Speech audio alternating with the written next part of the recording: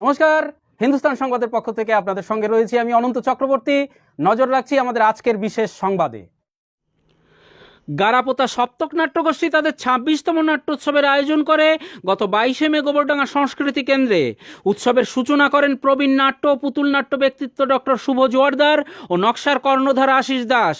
অনুষ্ঠানে নাট্যালোচনা ও ৪টি নাটক মঞ্চস্থ হয়, যার মধ্যে একটি ছিল বঙ্গদেশের আধুনিক পুতুল নাট্যকলার অনন্য নমুনা বঙ্গপুতুলের সুরের তরোয়াল।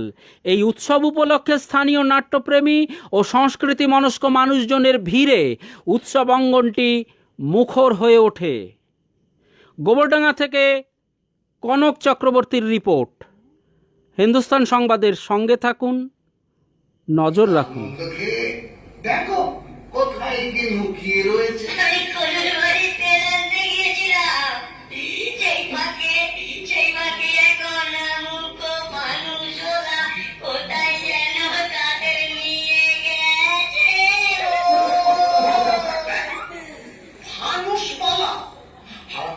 হারামজাদা ওই খিমিকেষ্ট নয় তো?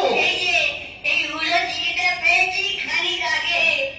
তুমি একটু পড়ে যাও না। আবার চিঠি? এ তবে নিশ্চয়ই সেই মর্কট খিমিকেষ্টর কাজ।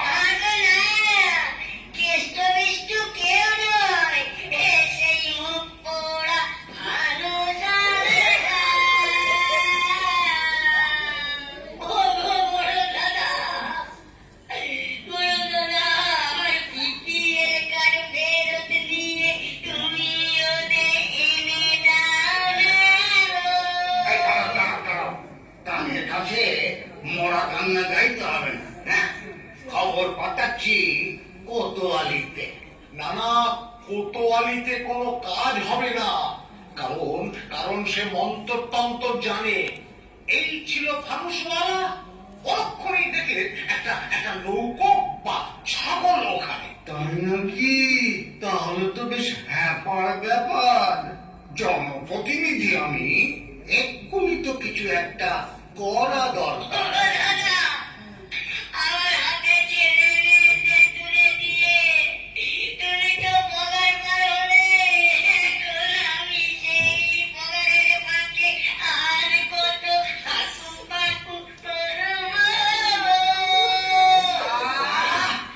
মাথাটা ঠান্ডা করে আমায় একটু ভাবতে দাও দেখি।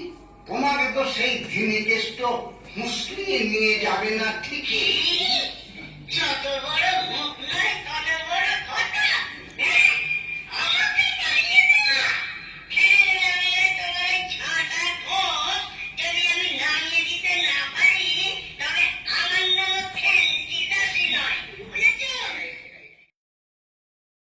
বঙ্গপুতুলের জন্ম ২০০০ সালের এপ্রিল মাসে। বঙ্গপুতুল করা হয়েছিল আমাদের মতো করে পুতুল নাচ বা পুতুল নাটক করবার জন্য। এখন তারপর থেকে আমাদের প্রায় ২৫টা বছর কেটে গেছে। আমরা সেই গবেষণা এবং পারফরমেন্স এই দুটো নিয়ে আছি। আমি যেটা বলতে চাইছি, আসলে তো আমি নাটকের হলো পুতুলে কিছু সুবিধা আছে, যদিও পুতুল নাটক করা শক্ত নাটকের থেকে। মানে মূলত আমি বলতে চাইছি, দু ধরনের মানুষ পুতুল নাটক করেন। একদল পুতুল নাটক বেচে, তারা বেঁচে আছেন, পুরো বাণিজ্যবন্দী ব্যাপারটা। আর একদল বেঁচেই আছেন লুপ্তপ্রায় মৃতপ্রায় এই পুতুল নাটককে বাঁচানোর জন্য। কারণ আমাদের দেশ ভারতবর্ষ তথা গঙ্গারেলির এই পশ্চিমবঙ্গ অঞ্চলটি তো বিশ্ব পুতুল নাটকের উৎসস্থল, সেটা আমরা অনেকে জানিই না। সেই জন্যে মৃতপ্রায় এই পুতুল নাট্য শিল্পকে বাঁচানোর জন্য আমরা প্রাণপণ লড়াই করে যাচ্ছি। আজ এসেছি এই গোবরডাঙ্গার একটা ফেস্টিভ্যালে। এখানে আমাদের সুরের তরোয়াল বলে একটি নাট্যাংশ আমরা